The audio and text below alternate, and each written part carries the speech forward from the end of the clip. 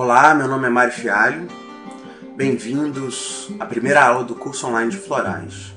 O nome desse curso é Arte Sutil de Oferecer Flores. Essa é a nossa primeira aula, em que a gente vai apresentar alguns fundamentos, a história do Dr. Barro e como que a gente pode compreender melhor essa abordagem dos florais de uma forma integral. Então vamos lá. Nessa imagem, a gente vai deixar um silêncio para vocês contemplarem. Essa é uma flor de lótus, uma flor usada nas tradições antigas para representar essa dimensão espiritual. É uma flor que nasce da lama e floresce, exala beleza, cores, formas, energias, e é o símbolo da nossa realização. Essa imagem é um potencial, é a semente do que a gente espera que esse curso possa oferecer a cada pessoa que entra em contato com ele, que essas sementes possam se espalhar e florescer por cada paciente que vem buscar vocês depois como terapeutas. Essa é a nossa confiança, essa é a nossa semeadura, esse é o nosso trabalho. É nisso que a gente acredita e é por isso que a gente está aqui na Multiversidade todos os dias conspirando por isso. Bom, os temas da aula são apresentação da metodologia, o que é uma abordagem integral, o que são florais, apresentando a partir de uma pluralidade de visões integradas. Vamos falar um pouquinho sobre as pesquisas modernas, quem foi o Dr. Barro, algumas pinceladas e questionamentos sobre a sua filosofia, o processo da descoberta dos florais e apresentar como ele sistematizou em 7 grupos de florais. No final a gente vai falar brevemente do Rescue Remedy, que é um dos florais mais comumente encontrados, que as pessoas têm familiaridade e os seus usos, e as formas como eles podem estar se inserindo na nossa vida cotidiana. A metodologia desse nosso curso convoca vocês a uma apresentação teórica, a fazer os exercícios online propostos, a fazer as atividades complementares, que são leituras e outras pesquisas durante a semana. Um curso online apresenta uma série de desafios, porque não tem a presença, o feedback instantâneo que a gente recebe numa sala de aula presencial. Mas tem também algumas vantagens que a gente já apresentou para vocês e que eu espero que essas deficiências e essas vantagens possam conspirar para uma formação facilitadora em que a gente possa, de fato, encontrar e convocar para a nossa vida essa dimensão mais sutil que os florais nos apresentam. A primeira discussão é apresentar a nossa metodologia e é responder essa pergunta: o que é integral? Integral é uma abordagem que tem um princípio fundamental, que é o princípio de que está todo mundo certo. Cada um no seu nível, cada um no seu momento e cada um na sua perspectiva. Mas essas parcialidades, embora corretas, quando a gente passa a dizer que ela está, ou que cada uma dessas visões parciais é a única visão possível, aí a gente cai num impasse. E de onde que emerge esse impasse? E o Wilber, junto com outros teóricos, formularam esses quadrantes. Então a gente tem esses quadrantes divididos em 2 formas. Lá em cima a gente tem interior e exterior. E na lateral esquerda a gente tem acima individual e coletivo. A relação dessas perspectivas formam 4 sistemas nessa matriz. Quando a gente tem no quadrante superior esquerdo interior e individual juntos, a gente tem a nossa dimensão interna, pessoal, quando a gente pode falar eu. E só nós mesmos, cada um de nós, podemos nos referir a eu falando de nós mesmos. Do ponto de vista da pesquisa, de que saber emerge daí, a gente tem uma metodologia fenomenológica, que é uma metodologia de primeira pessoa.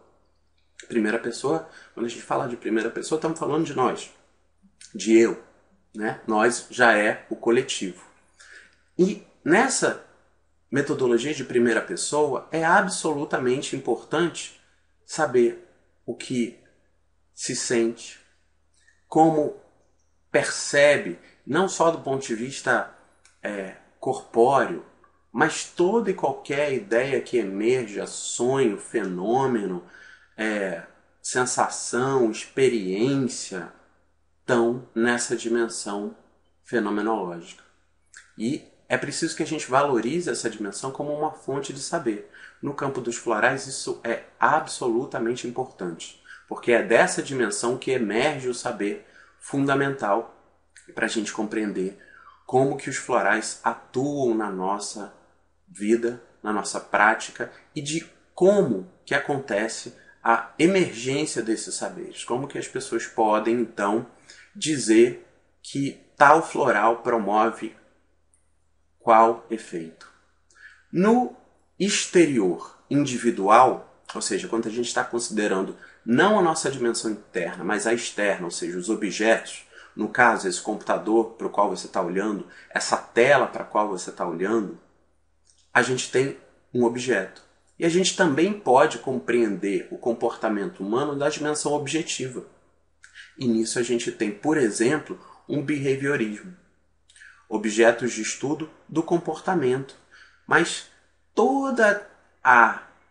o modelo científico objetivo pauta nessa possibilidade de que há um mundo exterior real sobre o qual a gente pode considerar. Mesmo, por exemplo, quando a gente estuda o sistema nervoso humano. E aí a gente tem correspondências, por exemplo, com o sistema nervoso, e a gente vai estudar no nosso curso algumas etapas e níveis de desenvolvimento, e a gente vai ver que em algumas frequências de ondas cerebrais guardam correspondências com o nível interior individual, ou seja, com a experiência que o sujeito está fazendo de mundo. Certas bases bioquímicas podem sim alterar a cognição ou a experiência do sujeito em primeira pessoa. O que eu estou querendo chamar a atenção é que, embora a pesquisa, vamos dizer, de neurociência seja extremamente importante, ou de biomedicina, ou de biologia, há uma correspondência entre a experiência de primeira pessoa e a experiência do objeto, a experiência de terceira pessoa, a experiência do outro, do ele, né, do qual se fala. Então a gente retorna para o interior e coletivo. E aí a gente tem a dimensão da cultura, a dimensão da linguagem, a dimensão da tradição. E a gente tem uma metodologia para pesquisar, que é a sociologia. A sociologia vai basicamente formular perguntas, né, na metodologia clássica. Eu vou para o campo, e eu faço um estudo, e eu faço um registro disso que está na linguagem, na cultura, e eu faço algumas inferências, eu faço algumas amplificações e formulo teorias baseadas nessa experiência que não se observa simplesmente como um objeto, mas que é preciso ser participativa, é preciso que você tenha linguagem e compreensão para compreender o que se estrutura. E a gente tem também uma relação com os quadrantes anteriormente mencionados.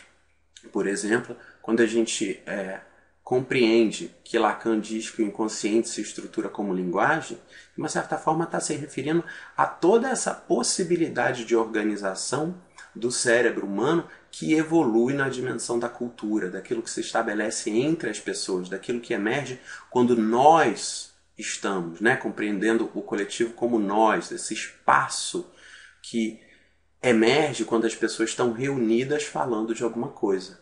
Então, mesmo online, quando eu estou aqui gravando esse conteúdo para vocês, eu estou me referindo a esse espaço possível de compreensão na linguagem e eu estou falando para ser compreendido. E isso é uma atitude que leva em consideração para quem? Quem são os interlocutores? Ou seja, estabelece-se entre nós uma possibilidade de compreensão. E a gente pode considerar o exterior nesse sistema coletivo. E aí a gente vai estudar a relação das estruturas, né? A teoria de sistemas, a teoria da complexidade, as teorias do caos, as teorias que vão estudar como os grandes sistemas vivos de objetos, das dinâmicas das moléculas, em todos os níveis, obedecem a alguns princípios de organização que só emerge quando você considera o sistema todo. Então há uma diferença, por exemplo, no campo da ecologia, de se estudar um animal ou uma bactéria e estudar aquele sistema dentro do seu ecossistema.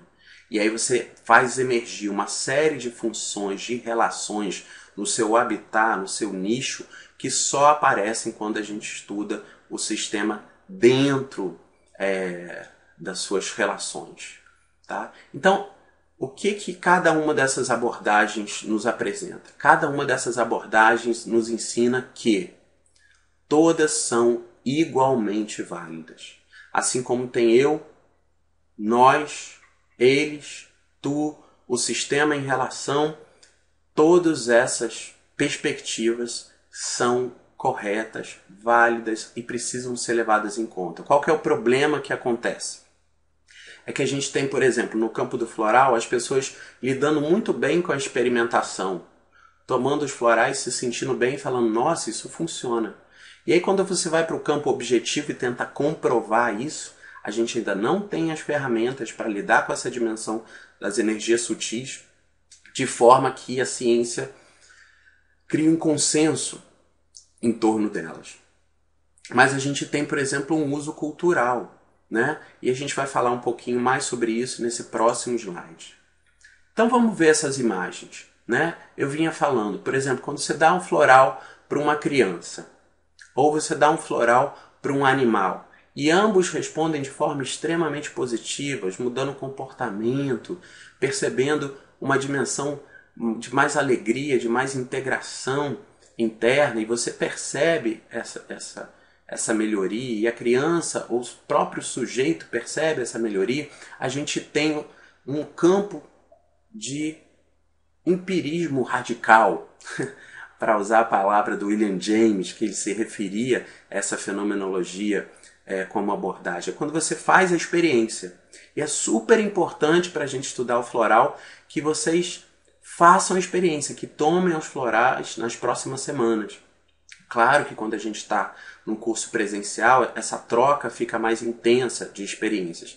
Mas é absolutamente essencial que vocês tomem os florais e recolham as suas experiências. A gente tem um estudo exterior, quando se pergunta o que são florais. É basicamente isso aí que vocês estão vendo na imagem. Trata-se de flores colocadas na água que recebem a luz do sol, mas... então é água de cheiro? Não, não é água de cheiro. Então são as essências florais.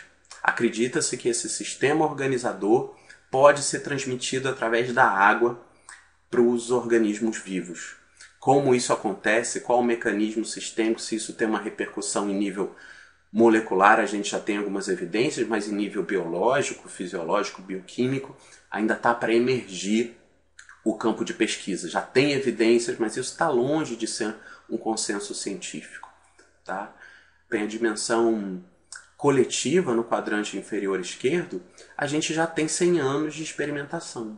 A gente já tem uma medicina ou uma racionalidade médica baseada nessa evidência cultural de que desde que as pesquisas do Bach começaram, a gente já tem centenas de milhares de pessoas que experimentaram os efeitos sugeridos por ele para cada um desses florais, e isso já gerou uma cultura de centenas de livros, de publicações, de relatos de pacientes, de experiências clínicas, o que faz com que, apesar de pouca evidência no campo das ciências biomédicas, esse tipo de dinâmica terapêutica continue conquistando as pessoas, principalmente as mais sensíveis para essa dinâmica da energia, pelo mundo afora. E uma das coisas que a gente, quando estuda os florais, entende que é super importante é que as flores, por exemplo, sejam flores nativas. Isso refere-se a essa dimensão exterior coletiva. A qualidade da terra, né? Não adianta você pegar uma flor e plantar no seu vasinho com adubo, com aquelas terras com humus. A qualidade da terra, a qualidade do ambiente, a qualidade dessa dinâmica da natureza que faz com que o inseto vá, polinize determinadas flores e leve esse processo dentro do sistema vivo, faz com que cada flor que floresceu naturalmente possa, no seu ambiente nativo, guardar certas qualidades energéticas. Então isso tem uma implicação na gente compreender que algumas flores, por exemplo, florescem poucos dias no ano. Tem flor que floresce uma única vez. E isso gera, por exemplo, um descompasso quando a gente quer fazer uma produção industrial do floral. Porque as flores não florescem como as máquinas e não dá para a gente plantar a flor, fazer uma plantação de flores, porque a dinâmica essencial que o Bach nos convoca é que sejam flores nativas. Então isso também apresenta uma certa dificuldade para a gente disseminar os florais pelo mundo, ou as pessoas que estão envolvidas nesse processo de colheita das flores e produção, apesar de ser extremamente simples, também tem essa dinâmica posta em xeque.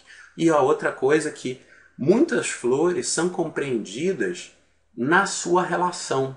Por exemplo, se há uma queimada numa região e determinada flor é a primeira a se restabelecer, isso fala de uma certa qualidade, vamos dizer assim, simbólica, dentro do sistema coletivo, que a gente pode interpretar e que é comumente usada para compreender e interpretar os florais. Tá? Então isso é uma certa aplicação prática que se expande ao infinito, tá? Porque você pode colocar esse quadrante dentro dele mesmo e aí gerar 8 perspectivas. Mas isso não é o objetivo desse curso. Se vocês quiserem saber mais sobre isso, podem fazer o curso de Psicologia Integral, em que esse modelo integral vai ser aprofundado em todo o seu espectro, em todas as suas possibilidades.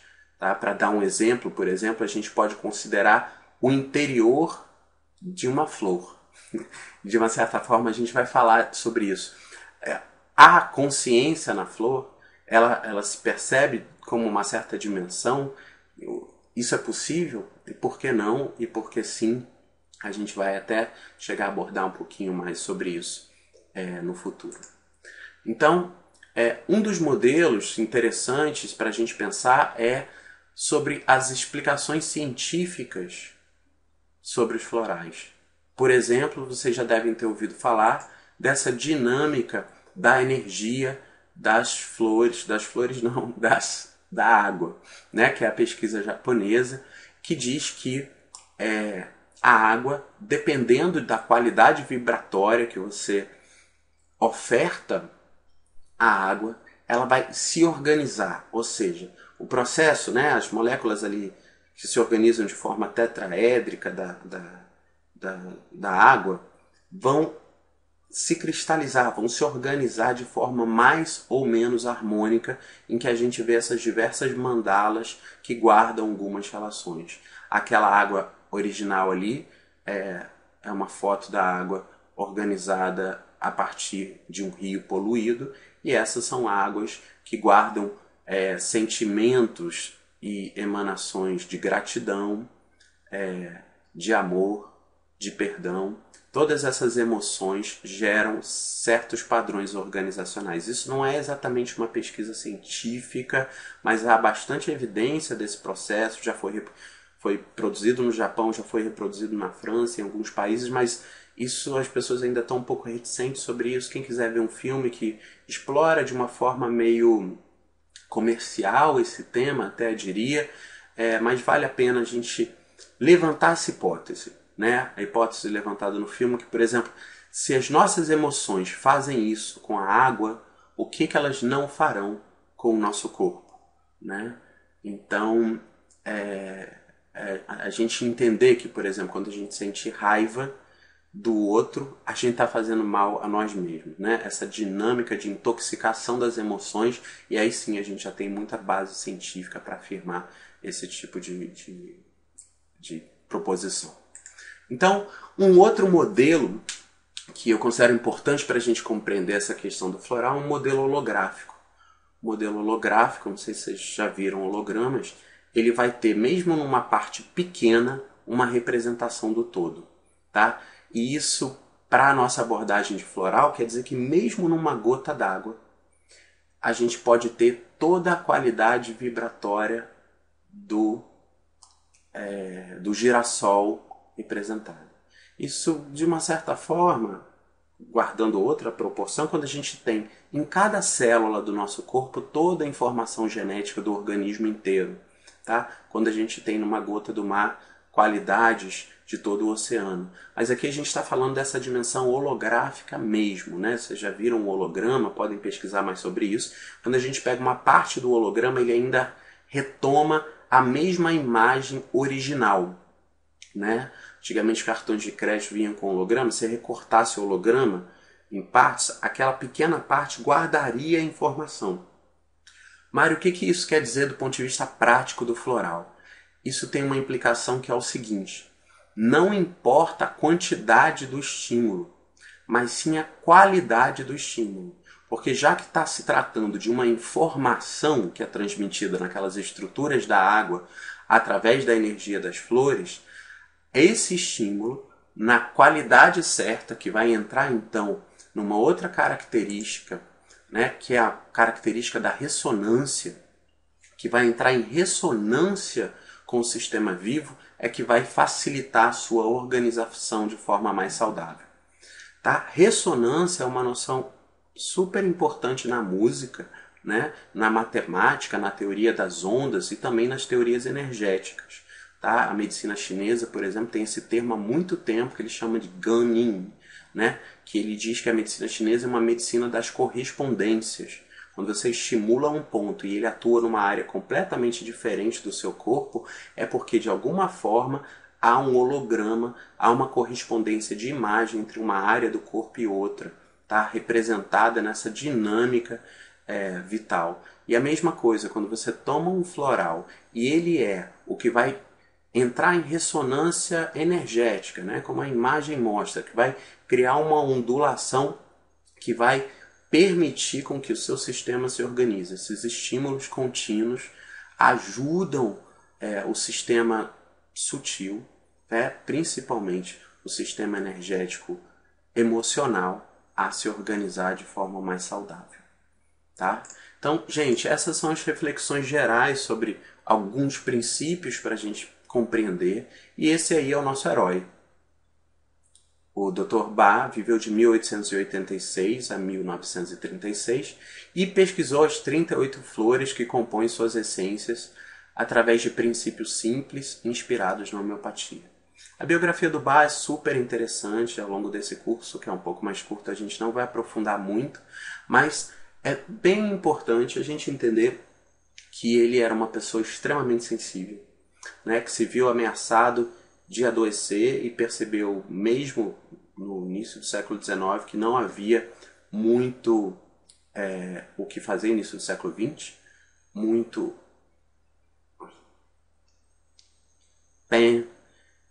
que não havia muito o que fazer nesse período da Revolução Industrial que ele conviveu na Inglaterra para sanar sua própria doença, e que mesmo a homeopatia não tinha muito a oferecer, e ele retornou à sua cidade natal no interior da Inglaterra em busca dessas raízes medicinais mais simples, onde ele, através da sua própria intuição, através da sua capacidade e sensibilidade, pesquisou o sistema dessas flores.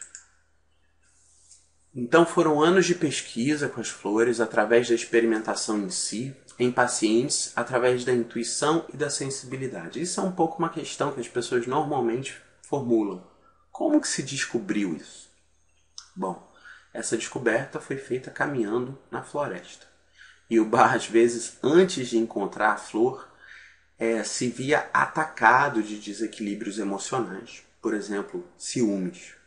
E ele sentia aquela emoção, aquilo ficava em contato com ele, até que ele encontrasse a flor que ia resolver o ciúme. Gente, quer dizer que tem flor para ciúmes, né? Tem, né? Então, e se tem flor para ciúmes, tem flor para quase tudo, né? Que esse é um dos males do mundo. Então, a gente... O que quer dizer com isso? Quer dizer que a dinâmica de pesquisa não foi exatamente uma metodologia científica. Foi uma metodologia contemplativa, foi uma metodologia intuitiva, foi uma metodologia de ir buscar e encontrar, tal como os índios, os xamãs que caminham pela natureza em busca dos remédios, né, e da flor certa.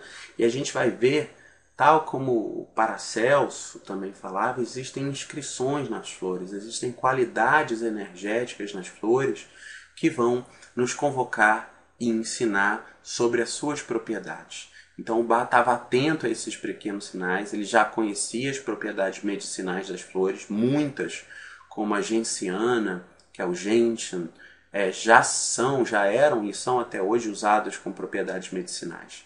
Tá? Então é essa a relação.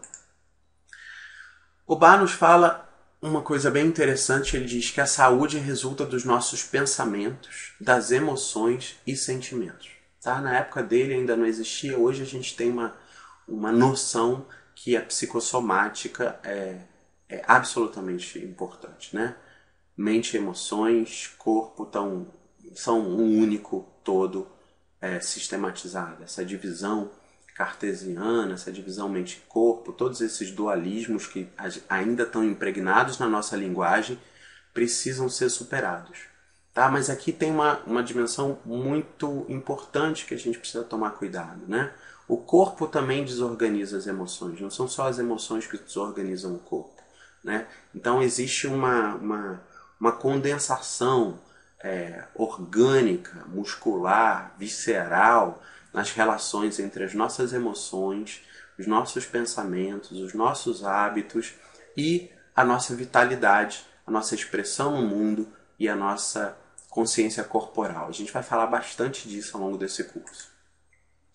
Um dos sistemas que a gente precisa compreender, então, é onde que os florais atuam sobre o nosso corpo, e a gente pode entender que os florais atuam sobre o nosso corpo, o psicossoma, que é o corpo das emoções. O Bach aponta para uma dimensão que é preciso tomar cuidado. Ele diz que os florais devem atuar sobre as causas e não os efeitos, afetando o campo de energia humano. Então, como a gente já falou, existe uma relação de causalidade entre as emoções, as desorganizações emocionais e as desorganizações de ordem somática. Mas também existe uma causalidade entre as desorganizações somáticas, né, o que a gente come, como a gente organiza a nossa postura, como a gente está diante do mundo, e a nossa atitude ou o nosso padrão de pensamento, energia e emoção. Ok? Então vamos prosseguir, que a gente tem ainda bastante coisa para falar. O Bach, fechando um pouco essa introdução ao pensamento dele, a saúde é a nossa herança, nosso direito, e a completa união entre a alma, mente e o corpo. Isso não é um ideal longínquo e difícil de alcançar, mas tão simples e natural que muitos de nós negligenciamos. Então, o Bach se insere dentro de um modelo vitalista de compreensão da saúde, que está presente na medicina chinesa, que está presente na homeopatia, em algumas práticas de fitoterapia, em algumas práticas de dietoterapia e diversas práticas de psicoterapia, como terapia bioenergética, haitiana e outros. Tá? Existe uma dimensão vital. Esse vital fala de uma energia que é não só física, mas metafísica, no sentido de que ela atravessa o corpo, mas que permeia um campo, que nos envolve, nos circula. Tá? E essa integração. Ele se relacionava à alma, mente e corpo, possivelmente influenciado por uma leitura teosófica que presente nesse período, tá? Ou mesmo nessa dimensão cristã. Então havia essa divisão. Tá? A alma é aquilo que pode se relacionar com o divino, com o grande espírito. Mente é como a gente compreende as coisas, e o corpo estritamente físico. Os gregos já faziam essa divisão quando a gente fala de uma dimensão somática. Soma vem do corpo. Quando a gente fala de uma dimensão psíquica, que engloba mente e emoções, também traduzido como alma algumas vezes. E quando a gente fala de uma dimensão noética, que é uma dimensão contemplativa, silenciosa, para além da mente, para além, quando a gente compreende com o silêncio e não com a palavra. Tá? Então, essa é uma discussão ampla. A gente tem uma ideia central aí, tá? Que é uma ideia da homeopatia também, é que esse sistema vivo é um sistema auto-organizador. Ele tende a uma homeostasia, ele tende a ser um sistema autopoético nas palavras do Varela e do Maturana, ou seja, um sistema que se organiza dentro de outros sistemas e que expulsa aquilo que é tóxico e tende a incorporar aquilo que é positivo. Mas quando esse sistema, a exposição contínua de elementos intoxicantes, de emoções destrutivas, se cristaliza, tá? Começa a repetir um padrão de adoecimento, nesse momento a gente perde então essa dimensão de saúde. Nas palavras do Samuel Hahnemann, que é o patrono da homeopatia, ele dizia: saúde é aquilo que serve para a gente realizar os mais elevados fins da nossa existência. A gente tem um potencial a se desvelar, a gente tem um potencial a realizar, a gente tem um potencial de florescer, né? E cada flor é de um jeito, né? A flor de camomila é diferente da margarida e não dá para a gente comparar uma com outra, tá? O que a gente pode dizer é: essa flor está realizando o seu potencial, ou seja, cada flor tem que ser comparada consigo mesma, com suas possibilidades e com seus limites apresentados, tá?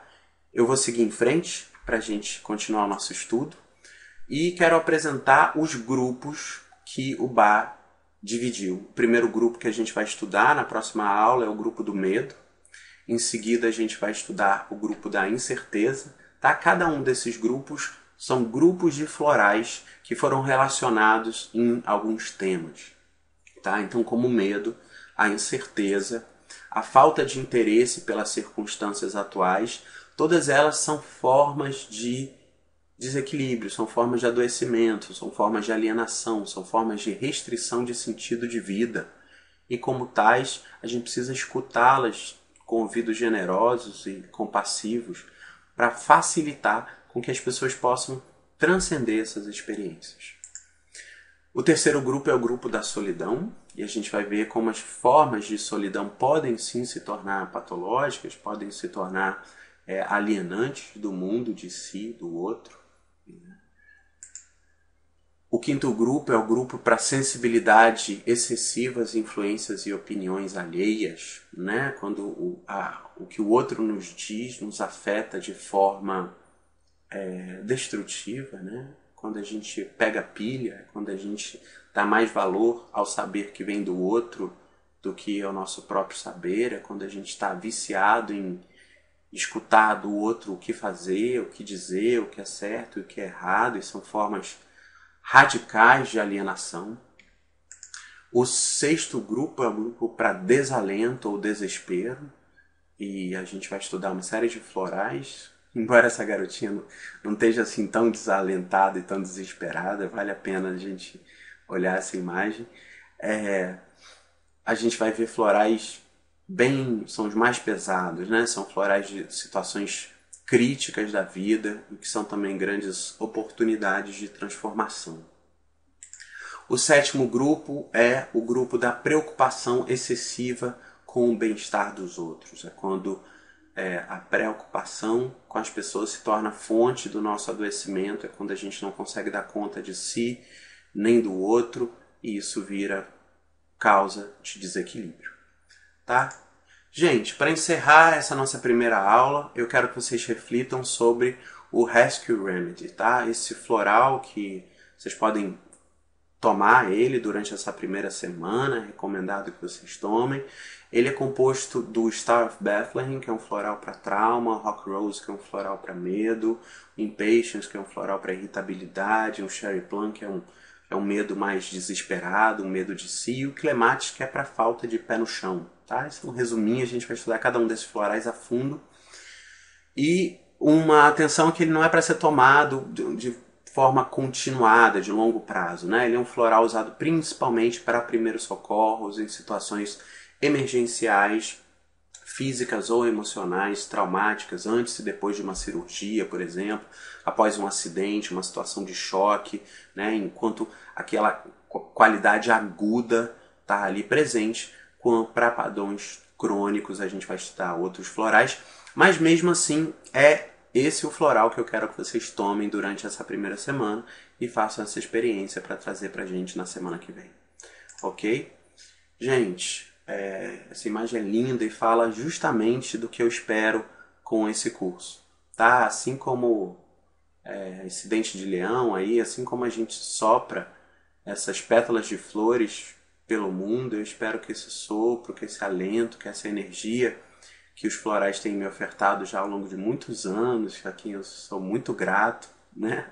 Quando eu falo quem, é porque são seres energéticos de extrema qualidade, que têm sido muito generosos comigo, que sempre me ajudaram e me ajudaram a ajudar milhares de pessoas, que esse sopro possa se espalhar para vocês e para as pessoas adiante. E essa nossa arte de oferecer flores, e essa é a primeira aula que eu oferto para vocês, e que o nosso encontro possa ser proveitoso e que as próximas aulas a gente possa estar cada vez mais integrado e percebendo o efeito dos florais nas nossas vidas e das pessoas com quem a gente entra em contato. Muito agradecido. A Multiversidade também agradece a disposição de vocês de confiar no nosso curso e que vocês possam levar essa energia com vocês para todos que entrarem em contato. Até a próxima aula.